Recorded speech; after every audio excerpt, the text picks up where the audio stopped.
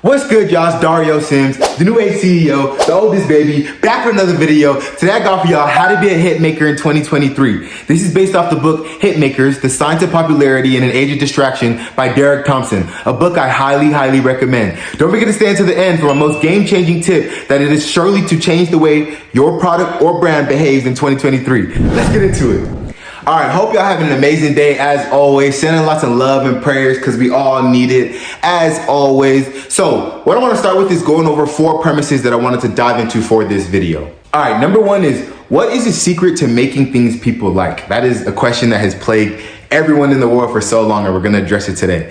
Number 2, why do some products fail? You know, they say you could do every single thing right, check off every single box, and still not make it. We're gonna dive into that today. Number 3, content is king, but distribution is kingdom. And number 4, biological preferences are soft clay that all cultures shape. So I want you to keep these 4 premises in your mind as we go through this video. Why do these things happen? You know, the first 2 are almost open-ended questions because we can't specifically pinpoint a direct answer for them, but we can do research on products that succeeded and products that failed to get a hypothesis of an answer.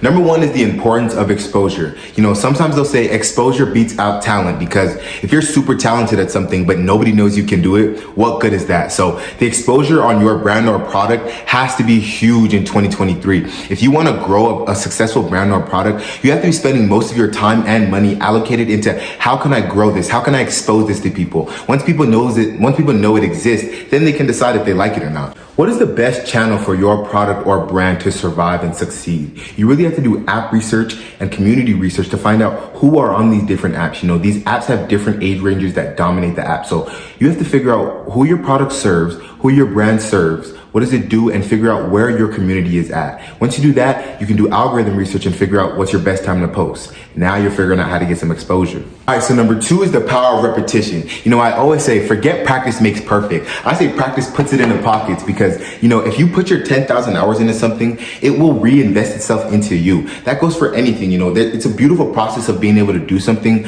learn about it, really dedicate yourself to it, and then flip it for yourself. As humans, we are designed to learn through repetition, you know. We're always repeating things. We're always, okay, again. That's how you have to be with your brand or product. It has to be again for people. People have to keep on seeing it, you know. The first time they see it, they say, okay, scroll. The second time they see it, they give it a look. The third time, hey, maybe I should give this some of my time. By the 5th time, they're reading your full captions and saying, this is exactly what I needed. They didn't even know, but through the power of repetition, now they know. I thought this point was super interesting that the book referenced. It said, you know, our words turn into songs once we slow them down, make them a little bit more melodic. But every song we hear, every song we sing, it's just someone talking, just slowed down and so repetitive that it turns into a song that we can't get out of our head. That's how your brand or product has to be. Make it a song that's unforgettable. All right, number 3, the biggest and baddest one. You need to write this down because this gem right here is going to unlock so much for you.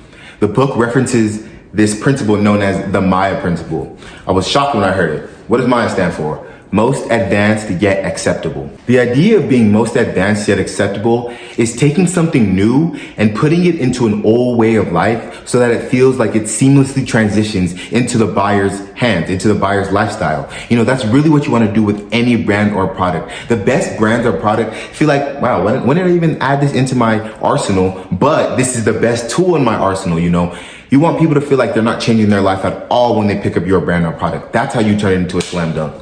This chapter alone in the book is why I would go read this book. It is so, I can't go through every single detail that's hit on in the book, but this chapter alone will open your mind as to what new age marketing and what generations of the future are looking for. All right, y'all, it's been D Simms. I love you so much. Comment any books you're reading or you have read, from Game of Thrones and Dr. Seuss to Outliers by Malcolm Gladwell. Comment, like, and share this with any friend you know that always talks about starting a brand or product, but they don't know how. This is what they need. I love y'all. Hope you can stay tuned. Peace.